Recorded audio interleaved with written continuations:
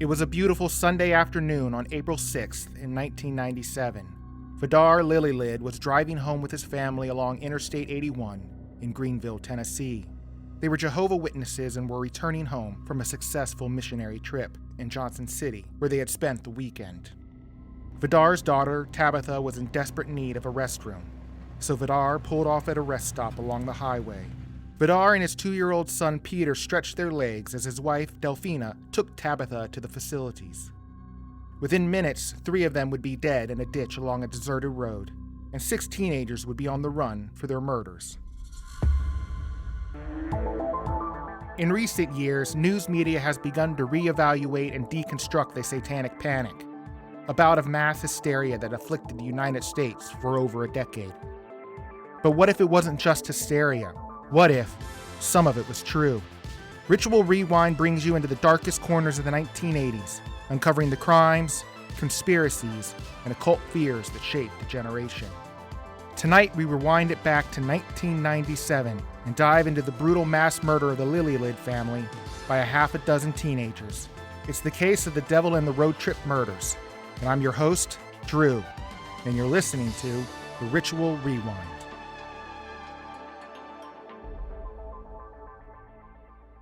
On April 6, 1997, then 2-year-old Peter, 6-year-old Tabitha, and their parents Vidar and Delphina Lillelid were heading home to Knoxville from a Jehovah's Witness workshop in Johnson City. They pulled into a rest stop in Greene County. A chance meeting with 6 young people from Kentucky, ranging in age from 20 to 14, proved deadly. They kidnapped the family, forced them to drive their van to a remote gravel road in order to steal it, lined them up along a ditch, and gunned them down. It was in the spring of 1997 when 6 teenagers, Karen Howell, Natasha Cornett, Joseph Risner, Crystal Sturgill, Dean Mullins, and Jacob Bryant, united by boredom, recklessness, and isolation, stole 2 pistols and hit the road in a beat-up Chevy on their way to New Orleans. It was Karen Howell's idea, and she was an avid fan of the film Natural Born Killers, the controversial Oliver Stone film about a road-tripping serial killer couple and the havoc that ensued. And Karen wanted to experience this adventure for herself. Karen Howell was born in 1979, and by the time of the murders, she had repeated her freshman year of high school 3 times before eventually dropping out. Her childhood was anything but rosy. Her relationship with her mother was fraught, with the 2 often engaged in fights that would become physically violent. She had been sexually abused by 2 family members starting around the age of 5. And what was shocking in researching this episode was how many of these teens were linked to sexual assaults perpetrated on them by the ones that should have protected and cared for them most. After suffering at the hands of her family, Hal became a victim of self-mutilation and attempted suicide on 4 separate occasions. By 15, she was sexually active and began to abuse drugs and alcohol heavily. She suffered from severe mood swings, which resulted in depression, uncontrollable crying, and suicidal urges. After the murders, Hal told a psychiatrist that she's an emotional mess and that nothing could make her happy. Psychologists would later test her mental capacity and discovered her to be of low IQ and suffering from attention deficit disorder. The psychologist's report indicated that her judgment and reasoning abilities are poor, that she thinks in a very simplistic fashion and cannot cope with or fully comprehend the complexities in a social or interpersonal situation. To deal with her trauma, Hal began to experiment with witchcraft and the occult, and soon threw herself into it, with frequent uses of a Ouija board and several attempts at automatic writing. Hal claims to have successfully crafted love spells that entranced 2 teenage boys into loving her, and upon discovering this, Hal's mother took her to see the local minister, who attempted to cast out the demons that possessed her.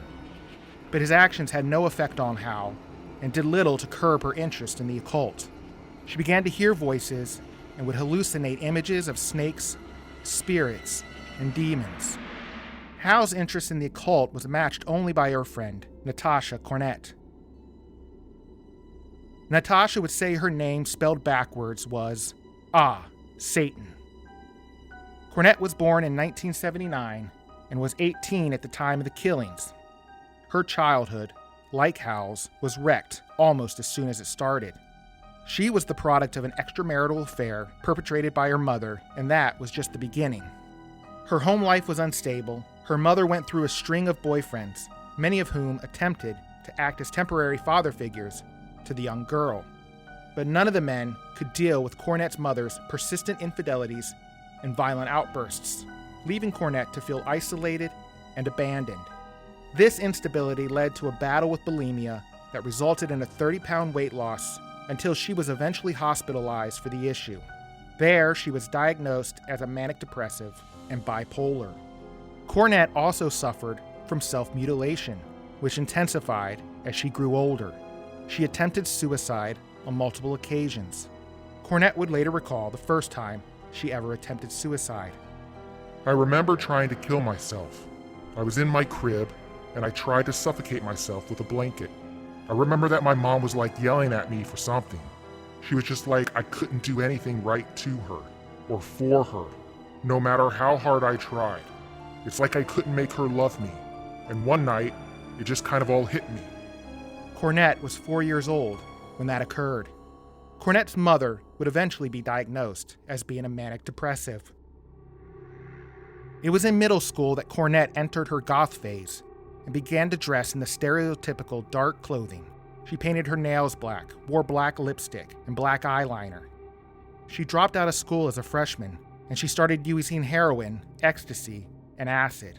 And she began to amass an extensive juvenile record, mostly for writing bad checks, but also for an assault on her mother with the threat to murder her. Her mother had the charges dismissed. It was around this time that Cornett moved in with her maternal grandmother, Dovie Stratton. It was the first time in her life that Cornett had experienced any sort of care and stability that was absent for most of her life. And had it persisted, maybe Cornett would be absent from this story as well.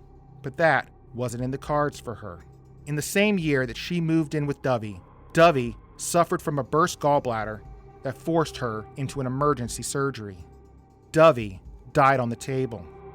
But in a surprise twist, the surgeons were able to revive her. But when Dovie came back from the hereafter, she was changed. She could see and communicate with the dead. These tales sparked Cornett's interest in the paranormal and the occult. On her 17th birthday, Cornett married her boyfriend in what some considered to be a satanic mass, though she would deny this. But she and her boyfriend wore dark Gothic dress, and her maids of honor were chained together.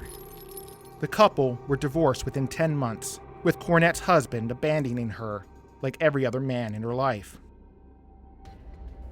Though Cornett would take responsibility for the issues in the marriage, she would say, I just went crazy, period. And according to Cornett, she trapped her husband inside the home and would threaten to kill herself if he left, even if it was to go to work. She tried to get pregnant, but couldn't. And to deal with the fallout of the marriage, Cornett absconded to New Orleans. There, she lived on the streets and panhandled for money. While in New Orleans, Cornett began to see and speak to demons who would direct her on what to do, often encouraging her to kill herself so she could join them in the dark realm, an act of which she refrained from. Cornett and Howell met in high school and bonded over their interest in witchcraft. They would perform in seances together, in which Howell would present herself as the medium for the spirits and allow them into her body to communicate with Cornett. Cornett claimed for her part to be able to astral project and communicate with Howell while outside of her body. And on the night before the murders, Howell and Cornett cut each other and drank each other's blood. Jason Bryant was born in 1982. He was 14 and the youngest of the group. Evaluations after his arrest would show that Bryant had a low IQ and was stunted socially and emotionally. He suffered from a long history of drug and alcohol abuse, having been given alcohol by his family members when he was just 3 years old. Throughout his short and turbulent childhood, Bryant was a frequent runaway. And he first met Cornett when she picked him up as he was hitchhiking through town. He spent the night with her, in which they got drunk and had sexual relations, though Cornett denied knowing his true age until after the fact. Edward Dean Mullins was born in 1978 and was 19 at the time of the killings. He reached his senior year of high school before dropping out, and out of all 6 members of the group, Mullins was the most religious. And prior to beginning his relationship with Cornett, he had attended church regularly. Crystal Sturgill was born in March 1979. She was 18 at the time of the murders. And like the others, Sturgill was sexually abused by her family members. This time, it was her stepfather, Gene Blackburn. It began at the age of 4 and increased in severity until she was 13, at which time she finally reported the abuse to her family and the authorities. And despite the vast amount of courage it took for her to speak up and to do this, she gained no support from her family. Instead, they sided with Blackburn and accused Sturgill of lying, even though Blackburn would admit to the disgusting and criminal acts. Because of this, Sturgill ran away from home and couch surfed amongst her friends, staying as long as she could until their parents would tell her it was time for her to go. And in spite of all these troubles, Sturgill excelled as a student. That was until she reached high school and became friends with Cornett and Howell. It was then that her performance took a turn for the worst. And this was on account of an extensive drug and alcohol abuses. And it's tragic, because Sturgill had attempted to leave the friend group, but stayed because of Mullins. Mullins and Sturgill had been friends prior to their involvement with Cornett and Howell, and Sturgill believed, rightfully so, that Cornett was having a negative impact on Mullins because of his infatuation with her, and Sturgill was concerned that if she left the group, some kind of harm would come to Mullins. Joseph Reisner was born in October 1976 and was the oldest of the group. Reisner was introduced to drugs and alcohol early in his childhood. His mother and stepfather routinely used cocaine and marijuana in his presence and began sharing it with him by the time he reached elementary school. Despite this, Reisner was able to maintain his good grades, but his life came crashing down on him after his parents divorced, following an extramarital affair perpetrated by his stepfather. By the time he finished middle school, Reisner was failing most of his classes. Reisner met Howell, Cornett, Mullins, and Sturgill when he transferred high schools in the 11th grade. Reisner took a liking to Cornett and started dating her shortly after. And you would expect there to be some kind of jealousy or tension amongst Mullins or Reisner, but Cornett's control over the group flatlined any disagreements. Reisner's mother took an immediate disliking to Cornett because she found her to be disrespectful. And maybe because of his mother's disapproval, the relationship only lasted a short while, and Reisner began dating Howell instead. Cornett seemingly had no issues with Howell's new relationship. Reisner dropped out of school and enlisted in the Army, but was discharged after a positive marijuana test. He never returned to school. It was shortly after these teenagers began their road trip that they realized that Reisner's Chevy wouldn't make the trip to New Orleans, and so the group began to discuss alternative transportation. Reisner suggested that they hold someone up at gunpoint and steal their car, and as they talked, it seemed devil sent when the Lillelids drove their Dodge van into the parking lot of the rest stop. Delphina and their daughter Tabitha went to use the restroom. Vidar and their son got out and stretched their legs.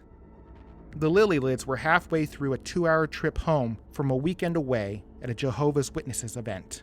Vidar had emigrated from Norway in 1985 to Miami, where he met his wife Delphina, a Honduran immigrant. The two married in 1989, and with a strong desire to start a family, they decided to move out of the city to a quieter, safer community within the United States in which to raise their children. They chose Powell, Tennessee, a short drive outside of Knoxville, and Delphina soon gave birth to 2 children, Tabitha and Peter. Vidar saw the teenagers sitting at a picnic table at the rest stop. He couldn't help but notice their dark Gothic clothing. And being a Jehovah's Witness, Vidar had a duty to witness to all that came into his path, and so he approached them with his son Peter and took a seat at the table. He presented them with religious tracts and talked openly and passionately about the gospel. When Delphina and Tabitha emerged from the restroom, the two joined Vidar and Peter at the picnic table. You can probably imagine how these self-proclaimed devil worshippers felt about being talked to about Jesus Christ. And at some point during the conversation, Reisner pulled a gun on the family and said, I hate to do this, but we're gonna have to take you with us for your van. Vidar and Delfina offered them the keys to their van and their wallets, but Reisner ordered them into the van. Vidar drove while Reisner rode in the passenger seat. Bryant, Howell, and Cornett sat in the back with Delfina and the children. Mullins and Sturgill followed in Reisner's car.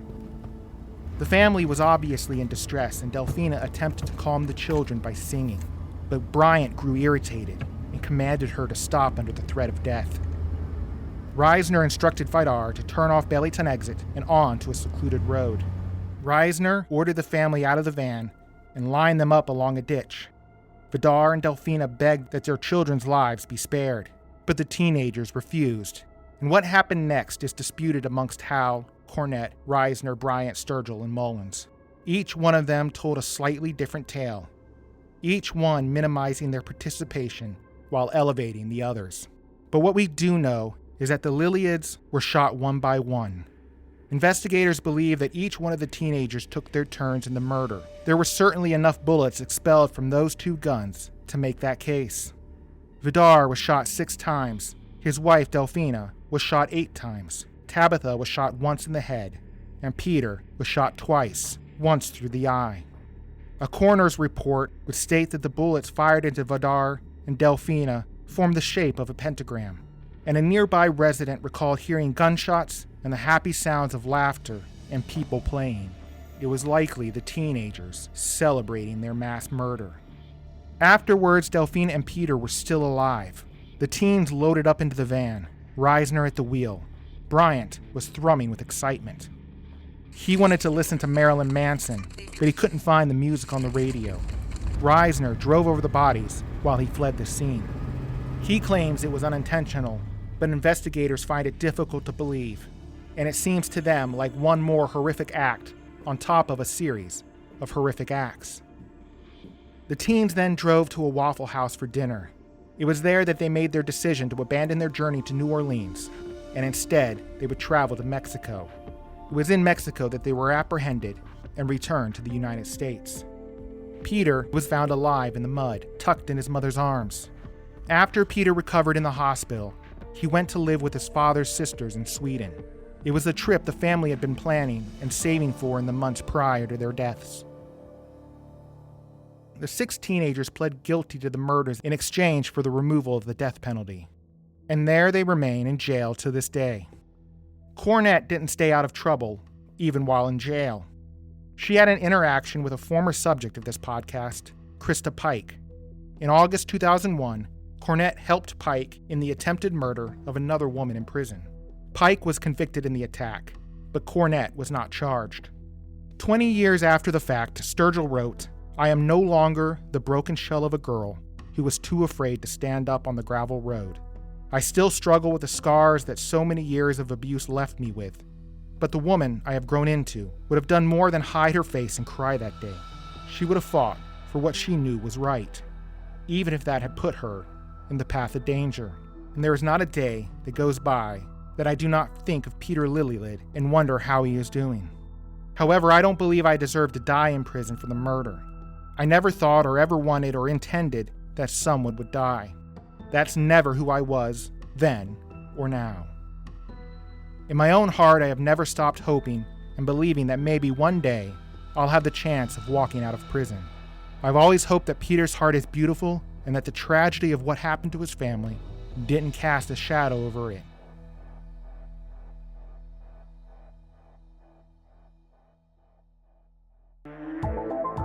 Thank you for joining us tonight on the Ritual Rewind. I'm looking to grow this podcast, so if you like it, please rate it and review it and share it.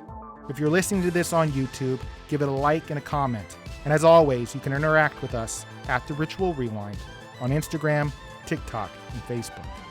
Thank you, and good night.